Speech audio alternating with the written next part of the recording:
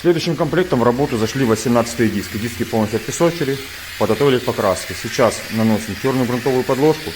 Основной цвет будем красить черный американский супер глянец. Финальным этапом дисковым порошковым лаком. Прошел цикл печи, 18-е диски выехали. По черной грунтовой подложке сейчас идет процесс нанесения основного цвета. После очередного цикла печи диски с порошковым лаком. Прошел цикл печи, 18 диски выехали под основным цветом. Сейчас идет процесс покрытия порошковым лаком. В конце видео покажу готовый результат этого комплекта. Прошел финальный цикл в печи. Показываю готовый результат 18 дисков. В основном цвете черный американский супер глянец. Такой вышел результат. Все получилось хорошо, красиво. Подписываемся на наш канал.